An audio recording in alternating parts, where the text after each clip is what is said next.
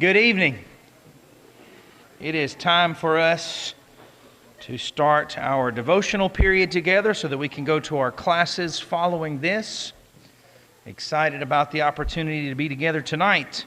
If you want to open your Bible to the last page of text, the last page of Scripture, maybe not text if you got maps and you got a concordance and you got notes and you got stuff, but the last chapter of the last book of the last Testament in the Bible.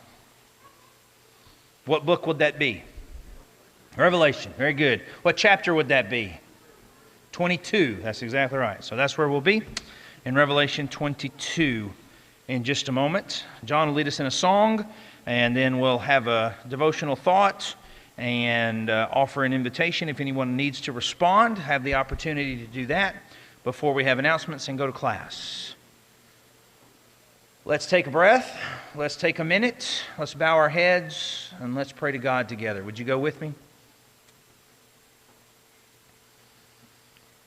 Dear Heavenly Father, it's been a beautiful day today, and we thank you for it. As the temperature continues to change, as the weather shifts, as the rain comes in, it definitely gives us a different perspective on things, but we still know that you are in control and have brought all of this to bear, and it is part of a grand plan and purpose. And we ask you to help us to find that purpose, help us to be in it the kind of people that you want us to be, that city set on a hill. Help us to shine like stars in the night sky, and forgive us when we don't. In Jesus' name, amen. John?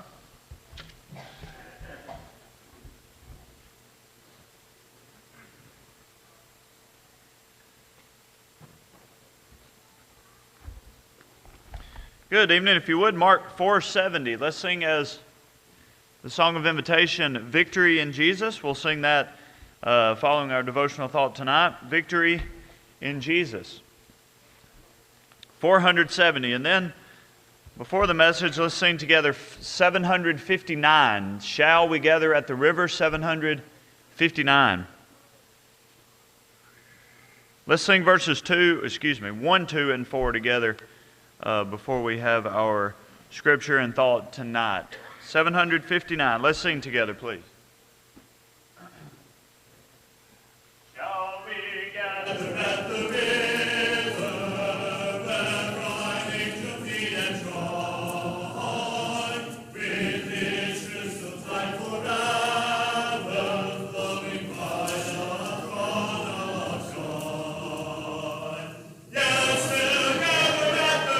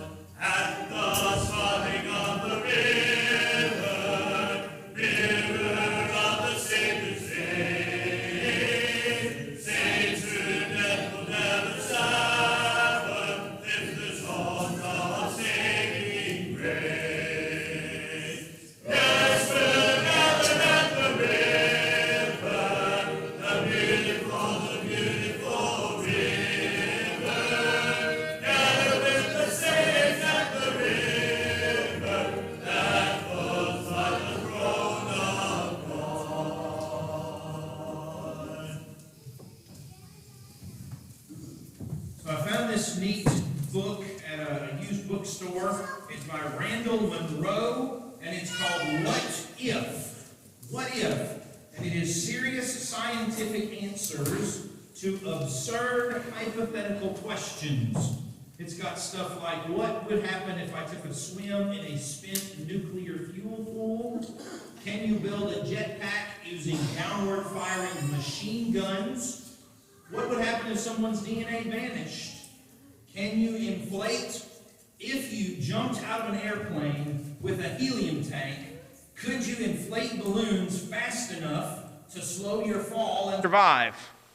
These are the types of questions in this book. People submitted weird questions, and he answered them. But on the back cover, for people that might be confused, here's what caught my attention, and that means it did its job. Good advertising. But on the back, it says, "Hey, thanks for looking at my book. If you're thinking about buying it, here are some things you might want to know. Humans can't digest the cellulose in paper. But if we could, eating this book would give you about 2,300 calories, including the cover. So you could eat it. This book can't stop most bullets. If you want to use it for armor, you need to buy more than one copy. All right? If you have a good arm, you could probably throw this book about 45 feet, which means I could probably hit Nick right in the forehead if I practiced for a minute. With practice, it's possible to throw a book every 800 milliseconds, which means that if human attackers are sprinting towards you, Nick, I'm watching, you'll have 3 or 4 chances to hit them before they get there. So it's got these ideas, these things, and then it says, hidden feature. The inside of this book has words and pictures. It answers many important questions like, for instance, ... and ... So there's all these suggestions about what you could do with this book. What if you bought this book? What could you do with it? And it got me thinking about this book, you know, and what people have done with this book through the years. And it's actually been through a lot. As I was getting ready for this short devotional, I realized it could be a lot longer. This book has been broken at Mount Sinai.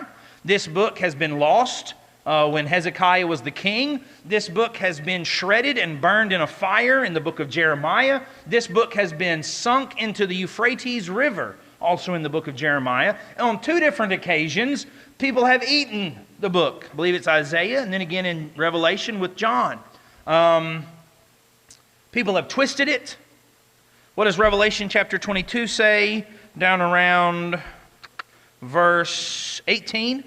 I warn everyone who hears the words of the prophecy of this book, if anyone adds to them, God will add to him the plagues described in this book. And if anyone takes away from the words of this book, God will take away his share in the tree of life and in the holy city which are described in this book. So Peter says people twist the scriptures. John says in Revelation people add to it or take away from it. That's actually a quote from Deuteronomy, by the way.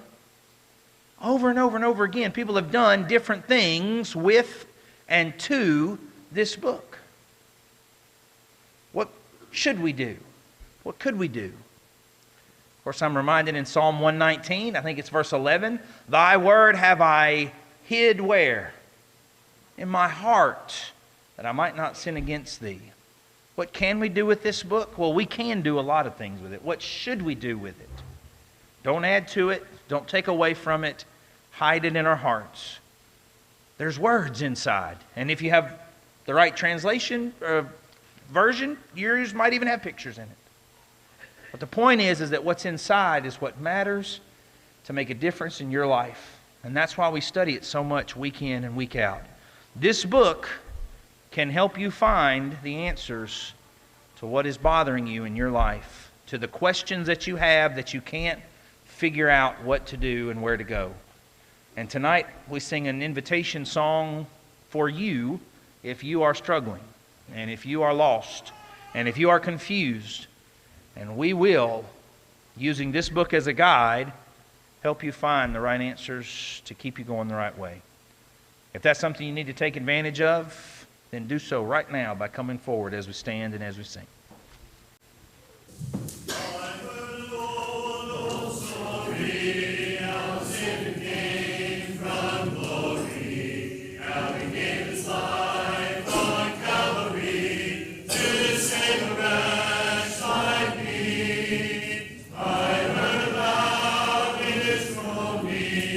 God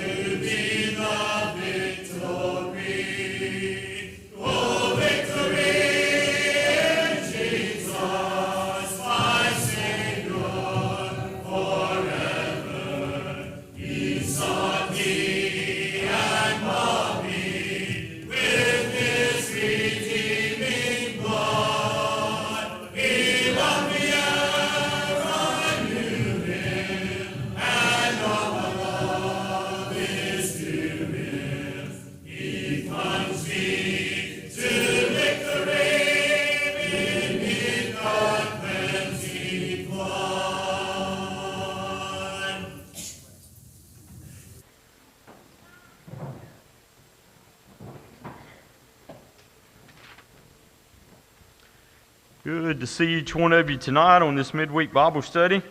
I hope you've got an opportunity worksheet. If you didn't get one, please get one before you leave. Remind the ladies of Sisters in Stitches tomorrow night here at the building at 6 o'clock. Also, there's a sign-up sheet for the Ladies Summit. Anyone that wants a t-shirt for that, please see that sign-up list right over here as you go out the side. Ladies' prayer meeting at Susie's house next Tuesday night. Continue to remind you, Hams for Underwood, if you'd like to help in that, see Susie or Marcia. Fruit basket donations, if you'll make those to Jim or Lori. Appreciate all those that helped with Trunk or Treat. It was smaller this year, but I thought it went over really well. We appreciate all that helped with that. We've got several families we want to remember that have lost loved ones. We want to continue to remember Amanda and Clara Campbell. We want to remember Janice Johnson over the passing of her aunt, Louise Stovall on Sunday, and to Virginia May and Larry Hips over the passing of their niece that we've been announcing, Natalie May. She passed away yesterday. Please remember this family, Dave and his children. That service will be in Starkville, Mississippi on Saturday. So please remember all this family during this really tough time. Yes? The 13th. Okay, I missed that. Not this Saturday, but the next. Amy Lee contacted us just a little bit ago, and please remember her in your prayers.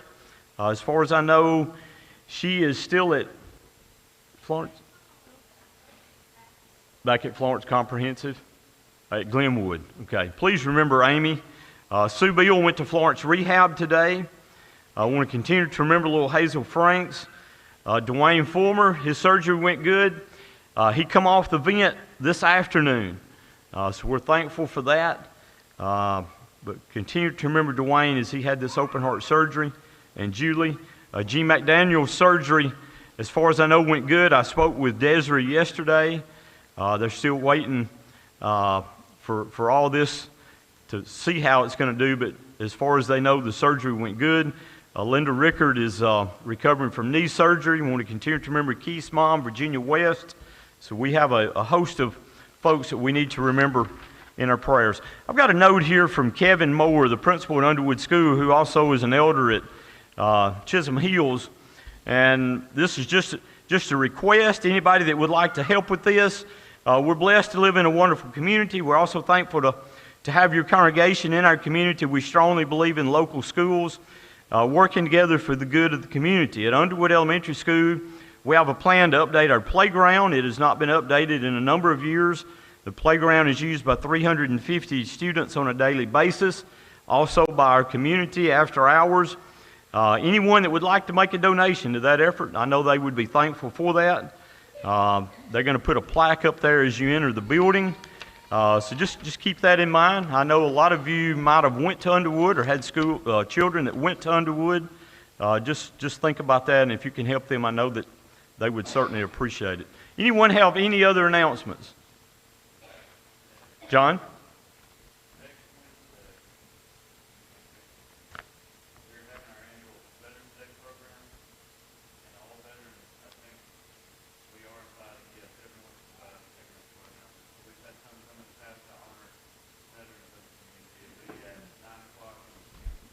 Next Wednesday at Central High School in the new gymnasium, having their veterans program.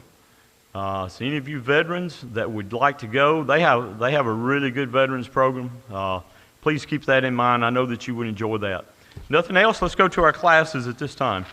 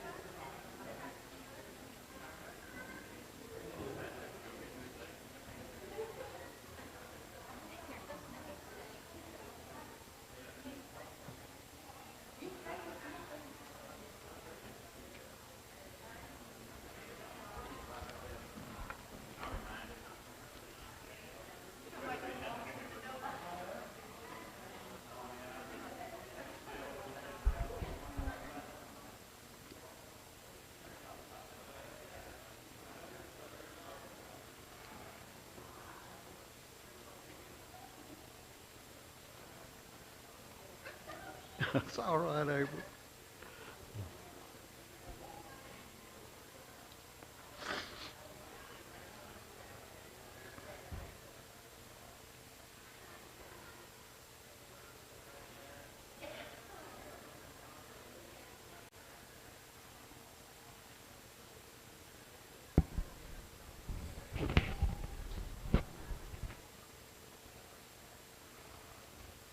Good evening.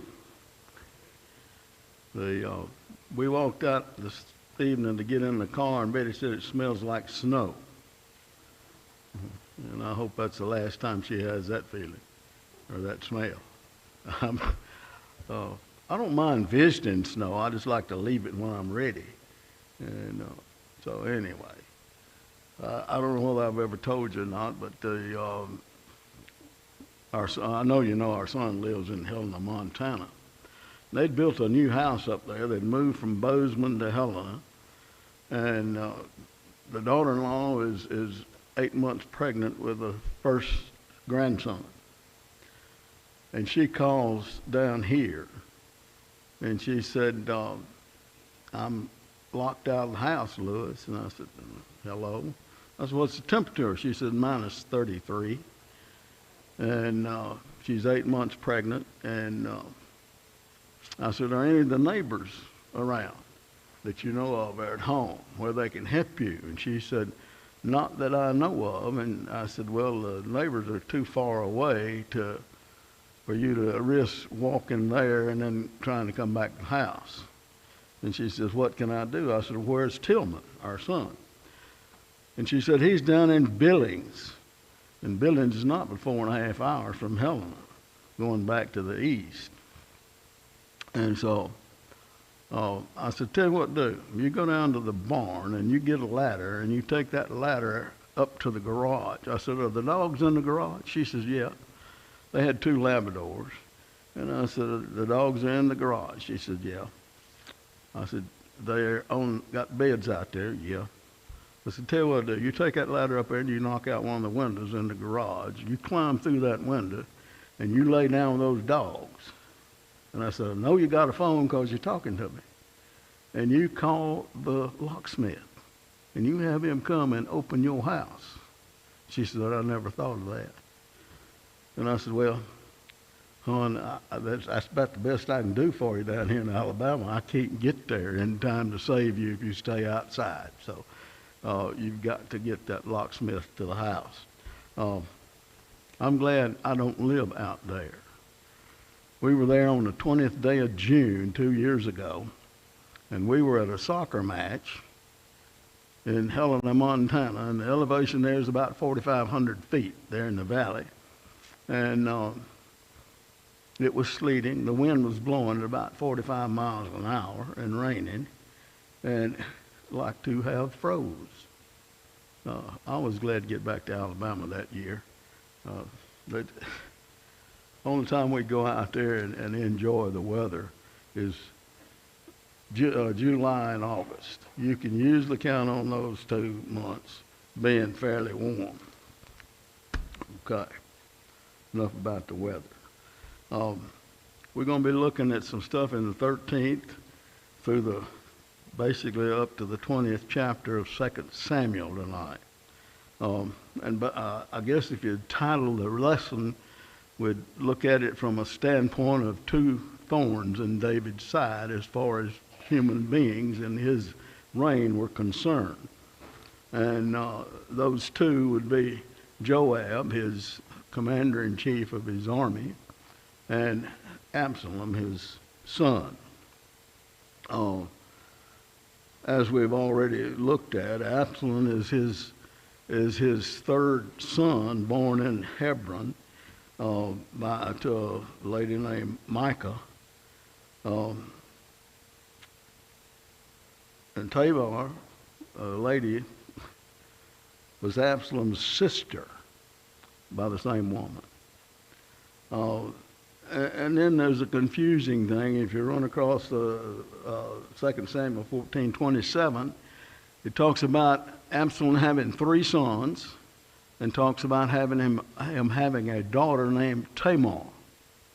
That's 2 Tamars, as far as I can find out, that are in David's kingdom and his family. The only thing I can come up with as far as Tamar for a name for a daughter for Absalom is that he had to have named her, the daughter, after his sister Tamar, because of what had happened to her and his involvement in that situation for a number of years. And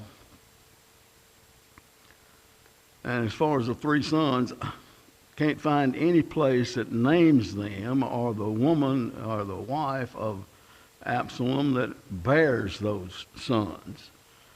And the only thing I can come up with logically for me to understand that verse in the 14th chapter is that those 3 sons had to have been killed during the rebellion against his father, David. Even though when they bury Absalom, they bury him in a place that he had declared to be a monument to him. And some places say it was a hand, and others say it was a Arc de Triomphe, like in Paris, that he had built there and put his name on it. And because he didn't have any sons. So the sons if he had sons, according to the 14th chapter and the 27th verse, he supposedly had 3 sons, but they had to be killed by the time before he died. That's the only thing I can come up with. That's the only way I can understand it. Joab is David's nephew by his half-sister. To pronounce it, it struggles with that. I struggle with the Old Testament names. But anyway, Zeruiah. Zeruiah is the only way I can get it to sound right to me anyway. But Joab evidently was a very good soldier. He's a nephew, but it's by a half-sister. It's not by a brother of his. It's of a half-sister of his. And I don't know who she was married to. I can't find that out either. But he had to be a good soldier because he winds up being the commander-in-chief of David's army and the army of Israel during the period from roughly 1,000 all the way down to somewhere around the 980 mark. And so he was the commander-in-chief of the army. I don't know about you. Well, I'm going to run another rabbit here for just a second. But anyway, one of my favorite movies is about the life or the war story of World War II and General Patton. And I guess the comment that I liked the best out of the whole movie was when he was in North Africa, when they put Patton in charge of the army there, and he comes up against Rommel's troops and defeats them. His comment was, "I read your book."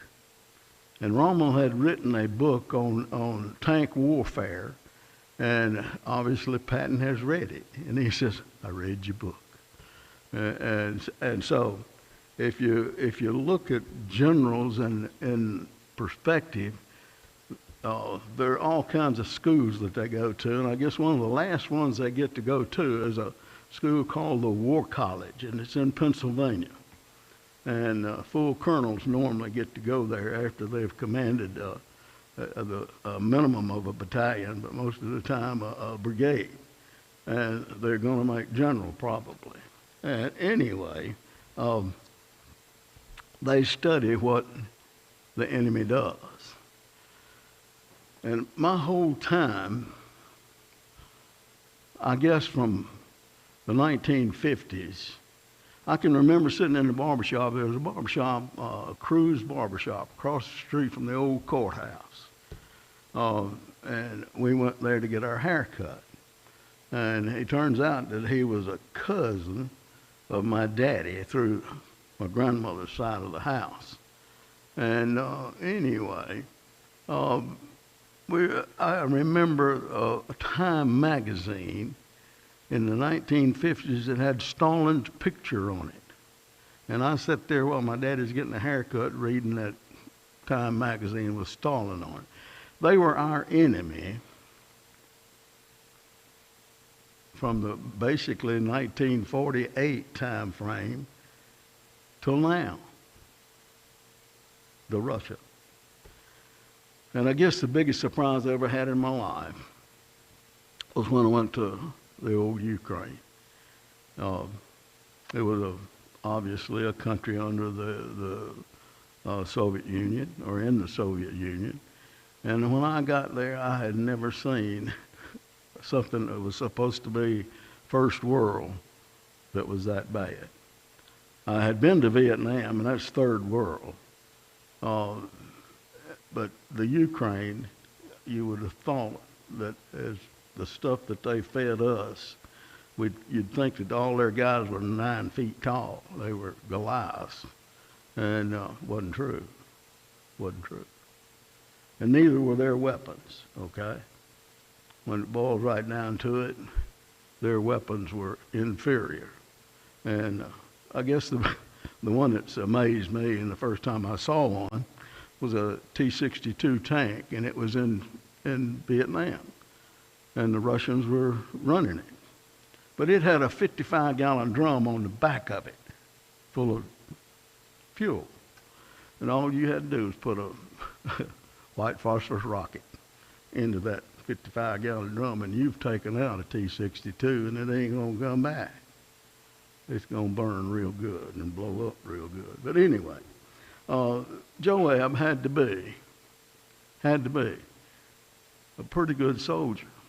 Because if you look at every time David commits him to combat, he puts him against the superior, or the section of the other guy's army that he thinks is the best. And Joab is put against that. Basically the Philistines and the rest of them. But Joab is his nephew. And here's another rabbit. Have you chased through the Old Testament and the New Testament looking for how many folks are kin to each other and how many folks are kin to Jesus Christ in the New Testament? You know, Cleophas, going to the road to Emmaus with another fella. I don't know who the other fella was. It's not in there. But on the road to Emmaus, when Jesus appears after the resurrection to them, they're on the way from Jerusalem to the city of Emmaus, which is, 5-6 miles from Jerusalem. And the end of that conversation was, didn't our hearts burn within us as he opened up the scriptures to us? Cleophas is kin to Jesus. He's kin to Joseph. And so, you know, John is kin. James is kin. And so, it's not uncommon then for folks like David to have kinfolks in his army. One of the first stories that we run across, as far as folks that are thorns in David's side, is we talk about Absalom, I guess, first. Tamar is a sister, a full sister, not a half sister, full sister of Absalom. And so they had to have the same mother, okay? But there was the first son born to David in Hebron. And remember now, he spends 6-7 years down in Hebron as a king in Judah. And so this guy is born in Hebron. His name is Amnon. And chapter 3, verses 2 through 5, he's the first son born to David in Hebron. And he rapes his half-sister, who is Absalom's sister, full sister. And Absalom carries a 2-year hatred for him.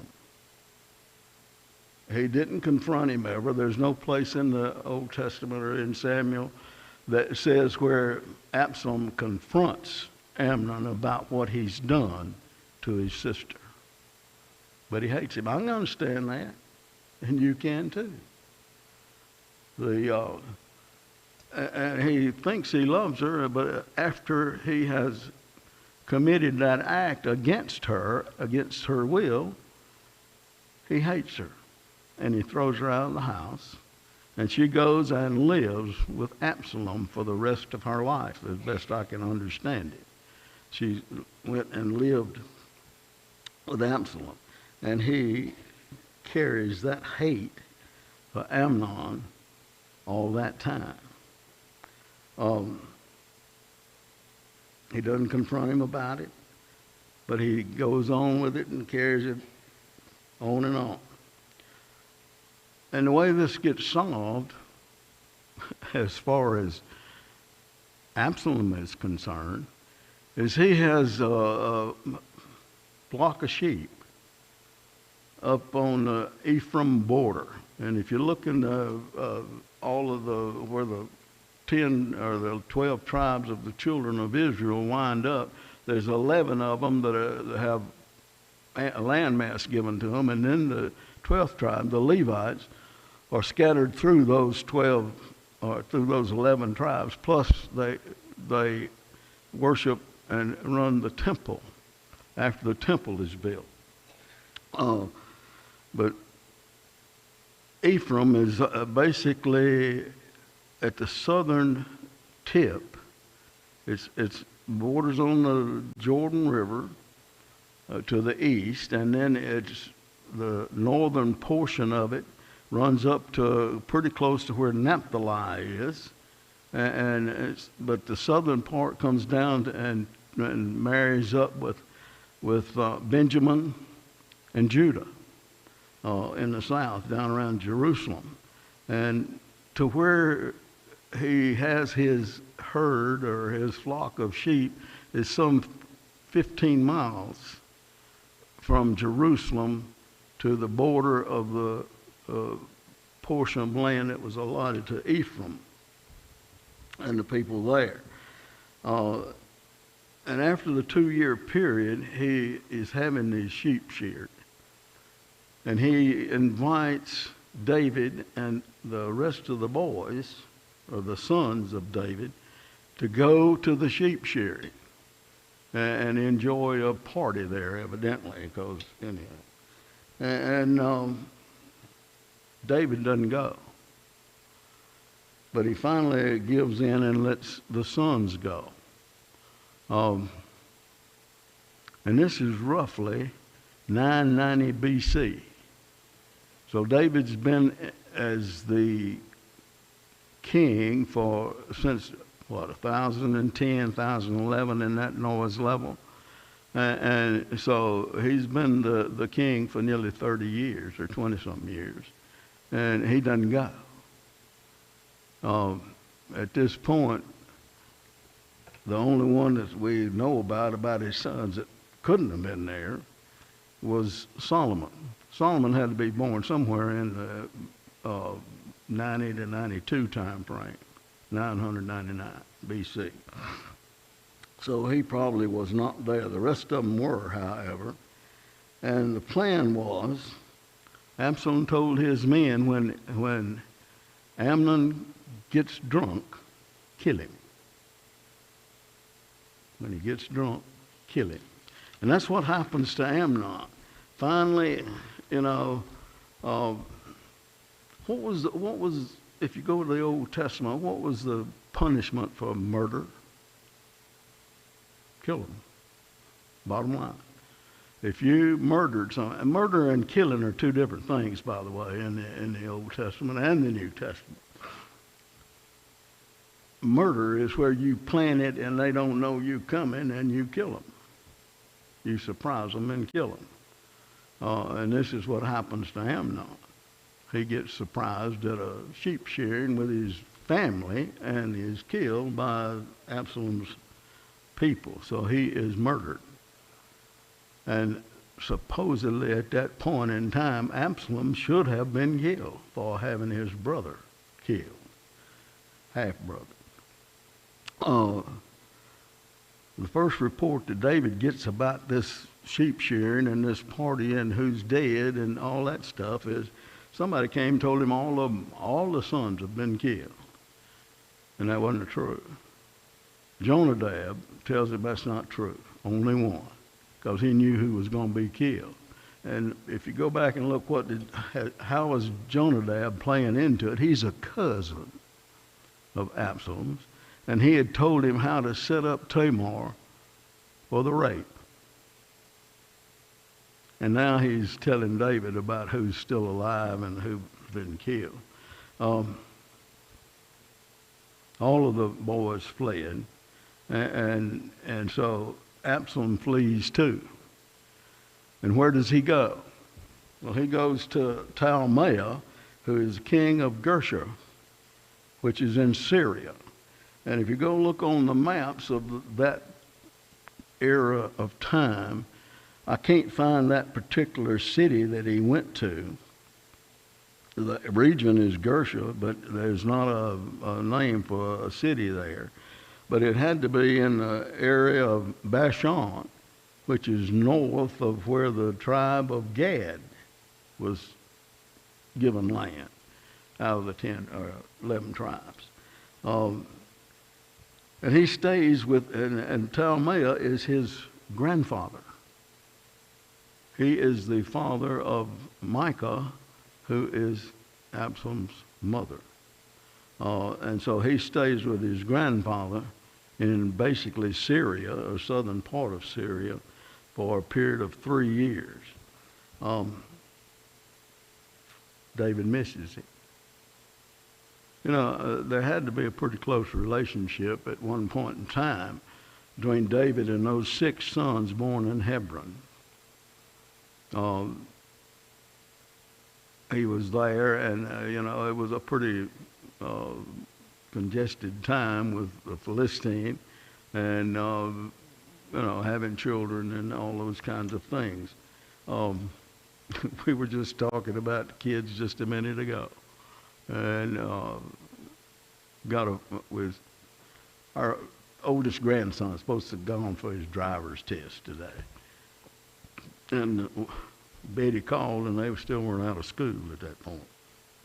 So we still don't know what the outcome of that was.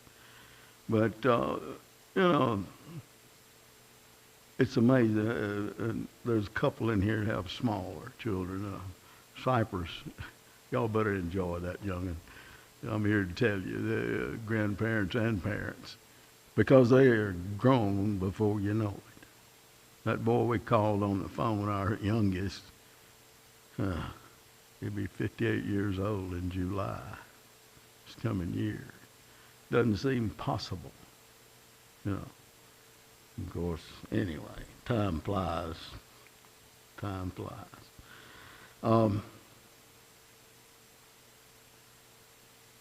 Absalom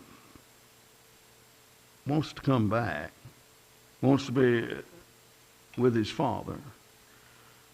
And the way that transpires is he and Joab get together over it.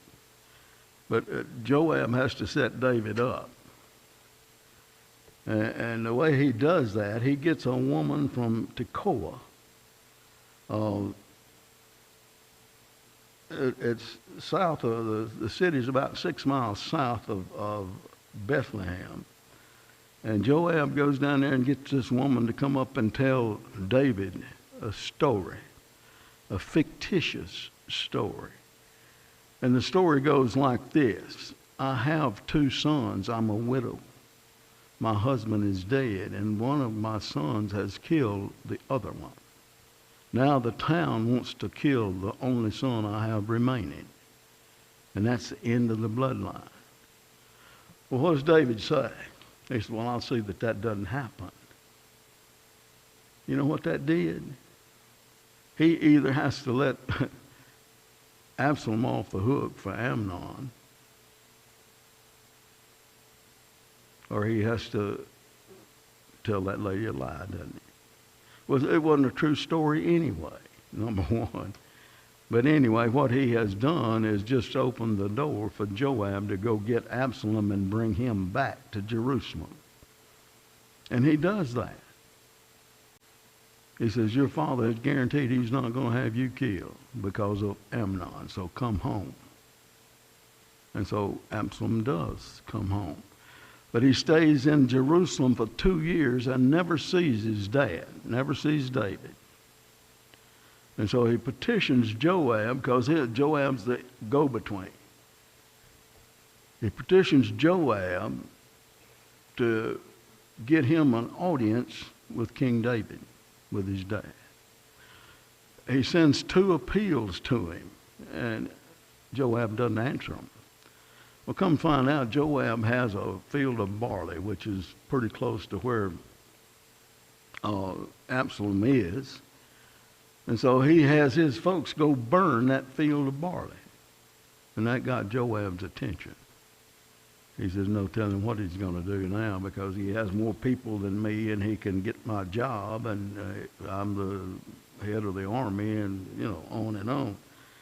So sometimes, but what, does that sound familiar, that fictitious story that the lady tells him? Sure. It's the story of Absalom and Amnon, isn't it? Because if Absalom is killed, that's the end of Absalom and his generations. They're done. And it's the same story that woman presents to David, which is not true. It's just a story. But anyway, he makes that decision. And in chapter 14, verses 21 through 24, David sends Joab to bring Absalom back to Jerusalem. In about 985 B.C., he gets in to see David. And David hugs his neck, and, they're back on good speaking terms.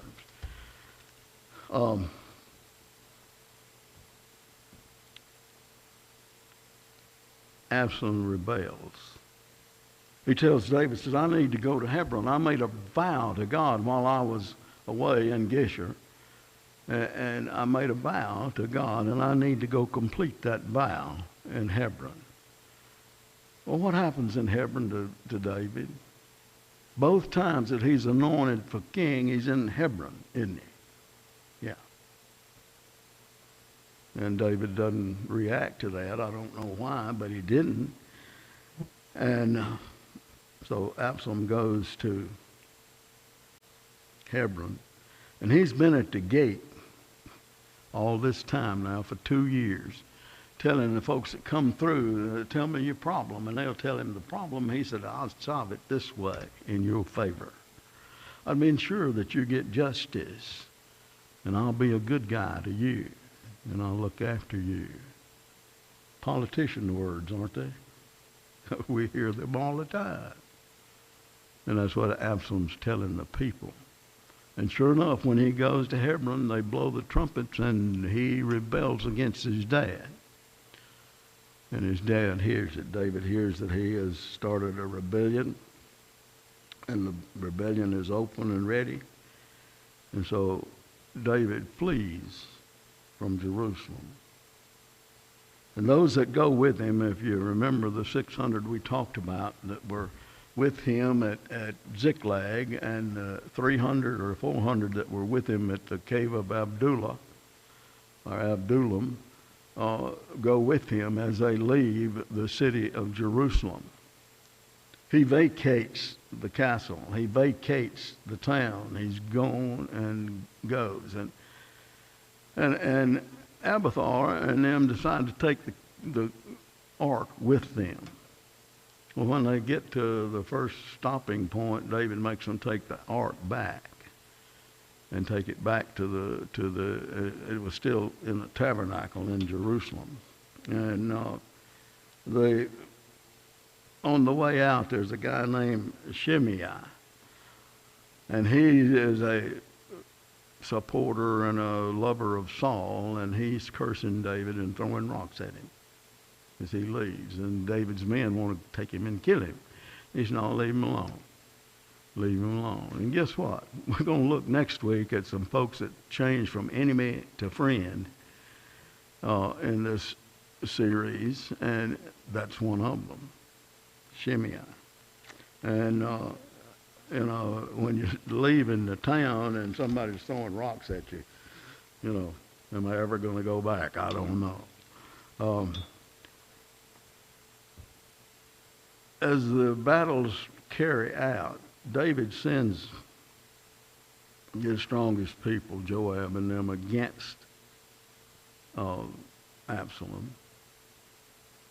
And if I understand correctly, they're back up at about the area of Mount Gilboa, and that's where Saul was killed, if you remember. And so Jonathan was there to also kill on Mount Gilboa, and I think that Absalom was pretty close there. He had gone through Jerusalem and then started chasing David. Well, David had left Jerusalem, and he didn't go south. He didn't go towards Hebron. He crossed the Jordan and went over east into the old area of Gad and Bashan and up in that area. And so Absalom is headed up that way and winds up at Gilboa and is faced by Joab's bunch, and they defeat Absalom there. And Absalom winds up fleeing, and he's on the mountain and in the trees. And we talked about his hair one time. His hair was cut every year, and they had a party for him. And his hair would weigh somewhere over 6 pounds every year. I don't have that problem. And anyway, but he gets hung up, and some think it was his hair that got caught in the tree in all actuality, not his head stuck in a Y in a branch. His hair got hung in the tree. And he's hanging up there, and his mule runs off and leaves him. He's hanging there. And Joab's men see him hanging there and tell Joab, and they wouldn't kill him because David had said, do not harm Absalom. And Joab didn't pay any attention to that. He killed him. And so that's the end of the rebellion of Absalom. And that's the end of basically pretty much warfare as far as David is concerned. He goes out one more time, and we'll talk about that later, but he goes out one more time, and his soldiers kill 4 of the kinfolks of Goliath that are, 9 feet guys. And but anyway, the next guy that tries to rebel against him is a guy named Sheba. And that's in the 20th chapter. He's a Benjaminite, which means he's raised down there pretty close to Jerusalem. Benjamin and Dan are small areas down just north of Jerusalem, and then Ephraim is just up from them. And so he's a Benjaminite. Who else do you know that was a Benjaminite? Paul, right? Paul of Tarsus was a Benjaminite. And anyway, 10 northern tribes line up with Sheba, and they join in for the rebellion. This is awful early in the 10-tribe deal, but it's fixing to take place again, isn't it?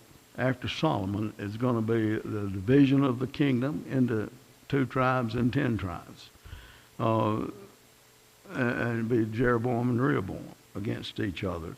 And so this is preliminaries, as I see it. Maybe I'm reading too many things into the tea leaves, but the 10 tribes have gone with Absalom. Now they're going with Sheba. Okay? And as it turns out, they chased Sheba to a territory that's in Naphtali, up by the Sea of Galilee, and chase him to a city there. And there's a wise woman there in the city. She comes to the wall of the city to talk to Joab and says, "How can we avoid you destroying our city?" And he says, "Give me Sheba." And she says, "I can do that." And she did. She went in and talked to the folks, and the